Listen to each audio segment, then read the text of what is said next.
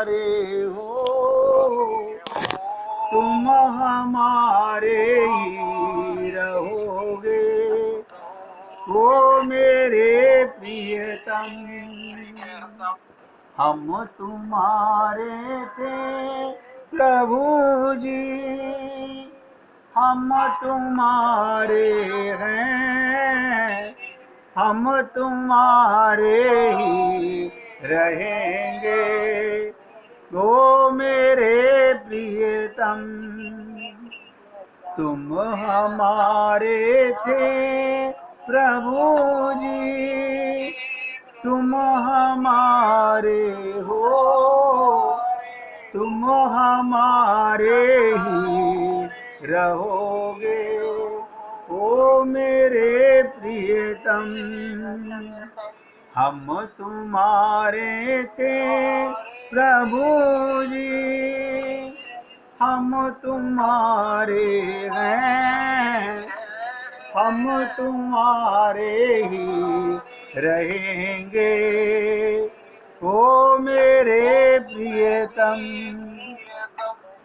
मैं आप लोगों को ये उद्धव ब्रज गमन क्यों सुनाना चाहता हूँ? क्यों? क्योंकि आप और हम मनुष्य शरीर में हैं, और गुरुजी ने कहा इस देह में हरि मिलत हैं। उसको पाने के लिए तो देह मिला, लेकिन वो ना मिला। आप बताइए, जिसको पाने के लिए ये शरीर मिला और वो ना मिला, तो फिर क्या मिला? आप बता दीजिए। जिसको पाने के लिए ये देह मिला और वो ना मिला, फिर मिला क्या? क्यों? मुझसे ज़्यादा आप समझदार हैं, समझते हैं बाकी सब तो बिछड़ने वाला है, वियोग होने वाला है, समाप्त होने वाला है। ये संसार का पसारा, ये शरीर आगे नहीं जा सकता, तो इस शरीर के संबंधी आगे कैसे जा सकते हैं? बार बार सोचिएगा, झांक के देखिएगा अपने हृदय में कि जिसको पाने के लिए ये देह मिला, अगर वो ही ना मिला, इसका क्या प्रमाण? आपके पास शरीर के लिए, शरीर से संबंधों के लिए कितना समय है, यह आप भली प्रकार जानते हैं। सारा दिन आपका कहाँ जाता है?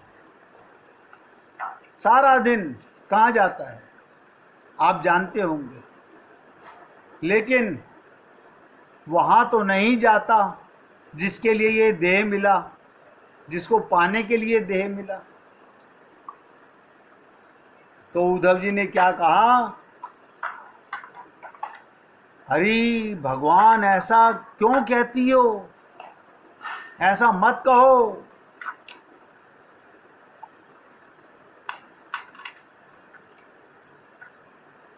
कहते हैं हमने तो यहाँ पर कोई चीज़ ऐसी देखी नहीं जिसका स्मरण जाकर श्री कृष्ण करते हों। उनमें उनकी क्या सेवा की हमने? ऐसा कुछ नहीं किया भगवान के लिए। तो उद्धव जी कहते ना ना, ऐसा मत कहो। वैसे तो श्री कृष्ण माँ बाप को भी भूल जाते। देखिए उद्धव जी क्या कह रहे हैं, वैसे तो श्री कृष्ण माँ बाप को भी भूल जाते। माँ बाप तो क्यों याद करते? जब माँ बाप को याद करते हैं तो तुम्हारे याद करते हैं। बोली नहीं उद्धव जी, सगे संबंधी, ध्यान से सुनो क्या कहा। नहीं उद्धव जी, सगे संबंधी जो भाई बंधु, उनकी स्मृति बड़ी प्रबल है, उन्हें तो बिना बात के भी याद आते रहते हैं। हम कौन उनकी सगी संबंधी हैं? आप सोचिएगा कैसे शब्द हैं जो हृदय को चीर कर रख दे। जो सगे संबंधी भाई बंधु हैं, उनकी स्मृति बड़ी प्रबल होती है। हम कौन उनके सगे संबंधी हैं? भाई बंधुओं को, जो स्नेह बंधु हैं, जो स्नेह संबंध होता है, वो बड़े बड़े मुनियों के लिए भी दुस्ताज्य होता है। बड़े बड़े ऋषि मुनि संत महात्मा भी उसको नहीं भूल पाते, तो भगवान कैसे भूलेंगे? उन्हीं के लिए आपको भेजा है। अब यहाँ पर बहुत गहरी भाषा है, बहुत गहरे शब्द हैं। प्रेम को हर एक व्यक्ति ना तो समझ सकता है, ना प्रेम को पकड़ सकता है। मैं इन शब्दों के माध्यम से आपको बताने का भी प्रयत्न करूंगा, और जितना मेरे विवेक में परमात्मा का प्रेम आएगा उतना खुलासा करने का भी प्रयत्न करूंगा। ये गोपियां बड़ी पीड़ा में बोल रही हैं। आप कहेंगे ये कौन सी पीड़ा होती है? ये कौन सी पीड़ा होती है? आप देख लीजिए, आपके हृदय में पीड़ा है क्या? प्रेम की पीड़ा है क्या? ये प्रेम तो है, सबके हृदय में भगवान ने वो प्रेम का बीजारोपण रख के भेजा है, और वो इसी देह में फूट सकता है, प्रेम का पेड़ बढ़ सकता है। लेकिन आप अपने आप से, आपसे तो झूठ नहीं बोल सकते। कोई भी व्यक्ति अपने आप से झूठ कैसे बोलेगा? बार बार सोचिए, कोई भी व्यक्ति अपने आप से झूठ कैसे बोलेगा? आप अपने आप से पूछ के देखिए कि आपको अपने शरीर से और शरीर के संबंधियों से जितनी याद, जितना लगाव, जितना प्रेम, उतना आपको अपने ज्ञान से, आत्मज्ञान से, परमात्मा से है या नहीं है? आपको पता चल जाएगा। तो गोपियां बहुत भारी पीड़ा में हैं। वो पीड़ा हमको क्यों नहीं होती? ये पीड़ा हमको क्यों नहीं होती? इसलिए बड़े बड़े ऋषि मुनि भी अपने माँ बाप का स्मरण करते हैं, उनके स्नेह और उनके प्रति जो अपना प्रेम है उसका स्मरण करते हैं। हमारा स्मरण कौन करता है? गोपियां व्यंग कस रही हैं। क्यों? अंदर से जली हुई हैं। अंदर से उनको कैसी वेदना है, कैसी आग है, कैसा दर्द है।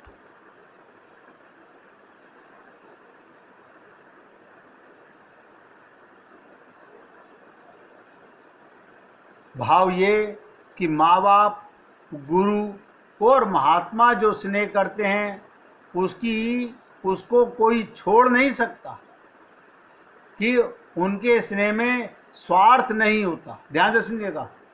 भाव ये, माँ बाप, गुरु और महात्मा जो स्नेह करते हैं उनमें कोई स्वार्थ नहीं होता।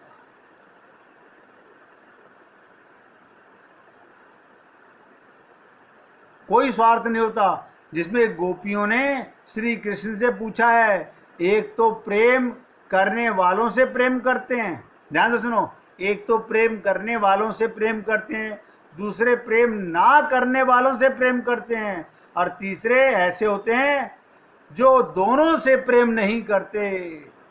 उनमें से कौन सा पक्ष साधु है? तो उस पर श्री कृष्ण ने बताया था कि जो प्रेम ना करने वालों से भी प्रेम करता है वो सबसे श्रेष्ठ है। तो बताना चाहती हैं गोपियां, वो हमसे प्रेम करे कि ना करे, हम तो उससे प्रेम करती हैं। तो गोपियां क्या कहती हैं? देखिए, मैं आपसे बार बार निवेदन करता हूं, जरा सा भी आपका मन, आपका चित्त इधर उधर भटका, आप लीग से हट जाओगे। जैसे ट्रेन में बैठ करके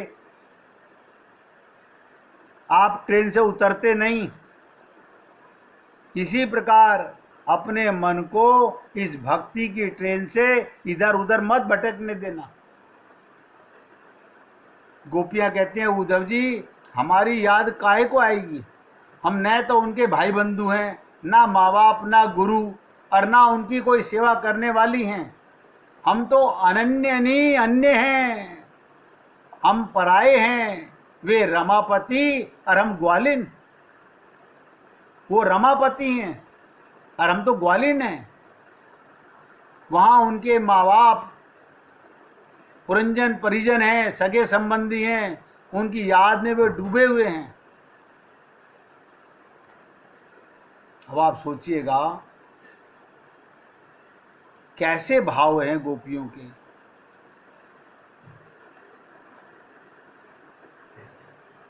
तो कहते हैं उनके लिए शास्त्र में भी ये विधान है कि व्यक्ति परिवार में जब तक शरीर मानेगा उसका प्रेम या तो सब में होगा या शरीर के संबंध में होगा।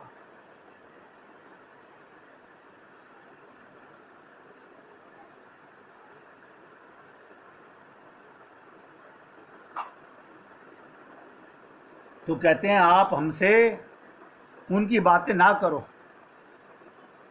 हमारे सरीखे पराये लोग तो तभी तक मैत्री रखते हैं जब तक प्रयोजन होता है।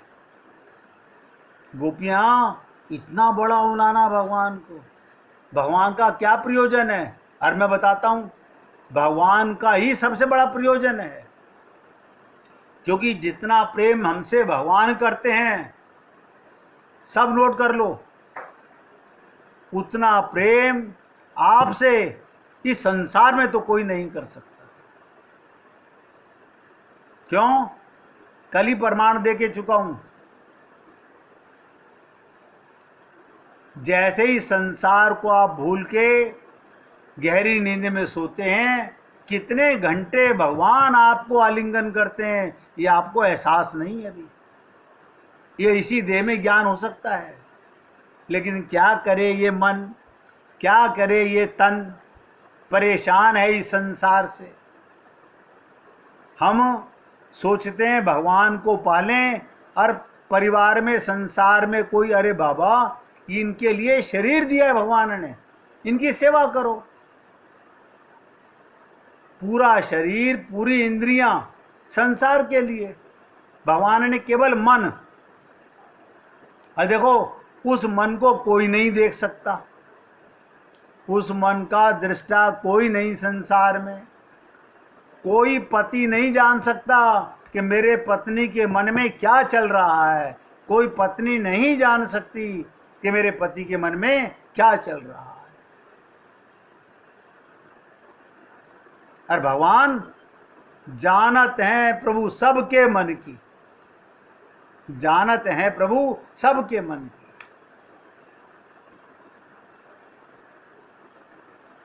तो गोपियों ने बड़ा व्यंग्यात्मक बात कही, हमारे सरीखे पराये लोगों से तो तभी तक प्रेम करते हैं जब तक कोई प्रयोजन होता है।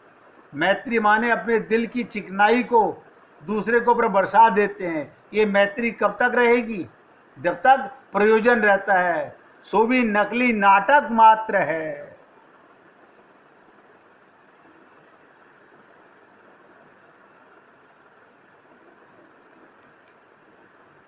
बहुत गहरी बातें हैं। गोपियाँ विरहावेश में, ये विरहावेश क्या होता है? अब किसी को भगवान के प्रेम का विरह हो, सच्चा विरह हो, सच्चा दर्द हो, सच्ची तड़प हो, सच्ची व्याकुलता हो,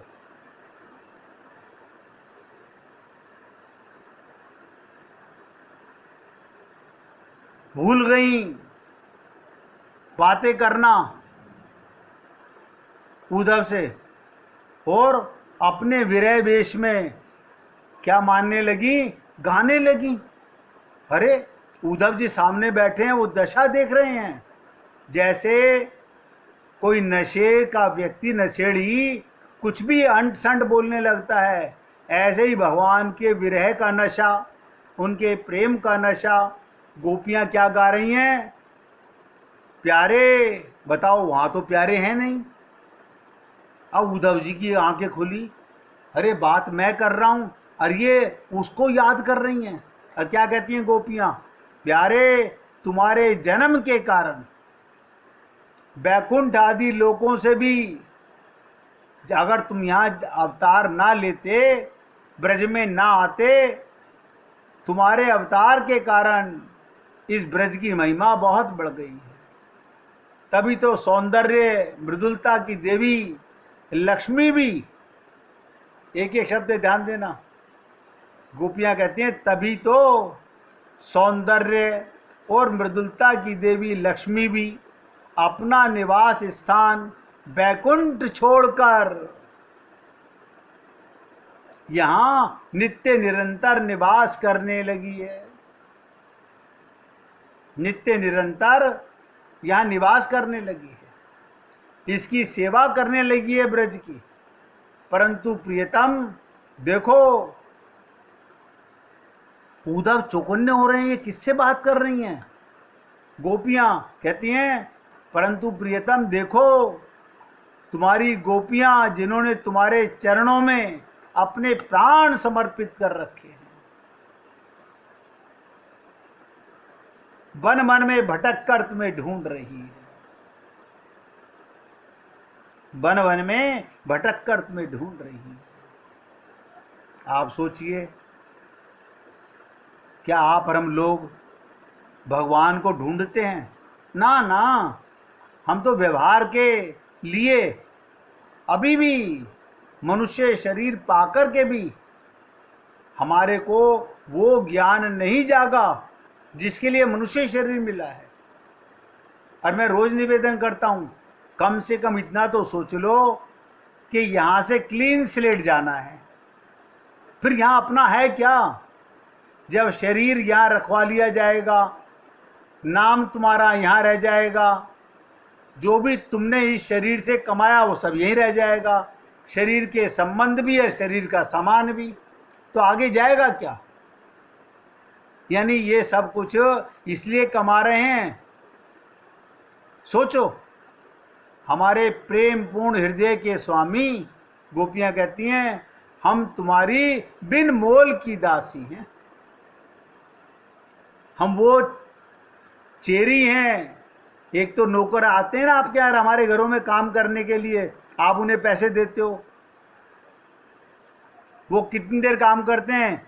जितनी देर के आप पैसे देते हो, आपका कहना मानते हैं। और इनको देखो, गोपियों को भगवान क्या दे रहे हैं? ये बिन मोल की दासी है। तुम शरतकालीन जलाशय में सुंदर से सुंदर सरजिस की कर्णिका के सौंदर्य को चुराने वाले इन नेत्रों से हमें घायल कर चुके हो। तुमने वो तीर हमारे दिल पर चलाए हैं कि हम शब्दों में बयान नहीं कर सकते।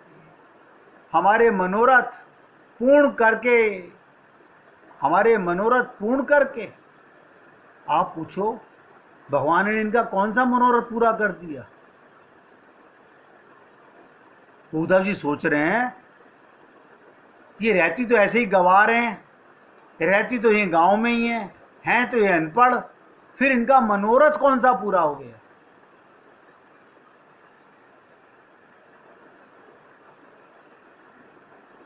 आप बताइए, गोपियों का कौन सा मनोरथ पूरा किया भगवान ने? वो आपका और हमारा तो अभी तक नहीं हुआ है, ये सच्चाई है। हमारे मन का रथ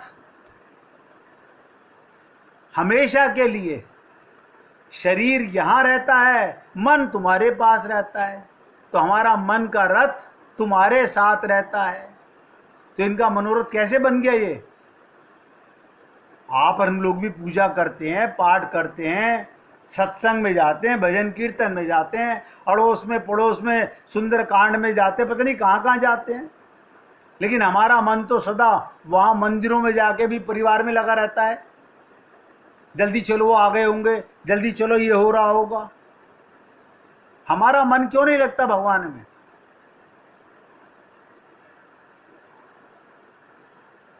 हमारे मनोरथ पूर्ण करके करने वाले प्राणेश्वर, क्या नेत्रों से मारना वध नहीं होता? अस्त्रों से हत्या करना ही वध होता है। आपने तो हमें बिना हथियारों के मार दिया है। आपको एक छोटा सा दृष्टांत सुनाऊंगा, उससे आपको पता चलेगा कि हमारे में और गोपियों में भगवान ने इनका कौन सा मनोरथ पूर्ण किया, वो क्या हमारा अभी तक भी बना हुआ है, या हमारे पास भी कभी भगवान का ऐसा कोई प्रेम का भाव आया कि नहीं आया। क्योंकि ये शब्द ऐसे हैं, हमारे मनोरथ पूर्ण करके, यानी गोपियों का मनोरथ तो पूरा हो गया, दुख इसीलिए हो रहा है, जिससे प्रीत हो जाती है उसकी दूरी बर्दाश्त नहीं होती, उसके विरह में तड़पना भी, रोना भी, बिलखना भी अच्छा लगता है। प्यार से कहिएगा, भजे